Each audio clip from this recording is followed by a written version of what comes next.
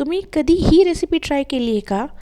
जिथे आपण भाकरी एकदम बारीक करून घेतो, सोबतच त्याच्यात ताक टाकून बारीक चिरलेला कांदा टाकून फोडणी टाकून मस्तपैकी त्याला मिक्स करून खातो.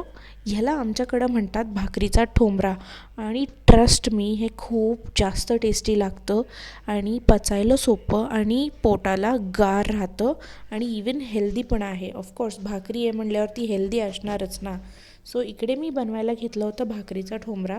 प्रोसेस खूप सिंपल आहे. आपल्याला आधी दह्याचं ताक करून घ्यायचं आहे आणि भाकरी जी असते ती बारीक अगदी बारीक मिक्सरला लावून घ्यायची आहे.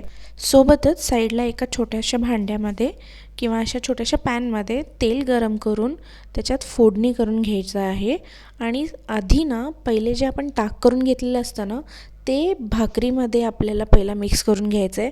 का तर भाकरी लवकर सगळं पाणी शोषून घेते, त्यामुळं कमी जास्त प्रमाणात ताक आणि थोडंफार पाणीसुद्धा आपण ॲड करू शकतो. पण ताक मात्र लवकर ॲड करून त्याच्यामध्ये फोडणी टाकून घ्यायची आहे. व्यवस्थित ह्याला एकजीव करून कालवून घ्यायचा आहे आणि बारीक चिरलेला जो कांदा असतो ना तो वरनं टाकून घ्यायचा आहे.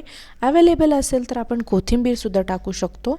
सोबतच मीठ आणि तिखटसुद्धा टाकून घ्यायचं आहे आणि व्यवस्थित त्याला परत मिक्स करून टेस्ट करून घ्यायचं आहे आणि टेस्ट वाईज काही कमी जास्त वाटत असेल तर ते आपण वापस वरनं ॲड करू शकतो. चलो, मी तर आता कंट्रोल करू शकत नाही, मी चालले खायला. बाय.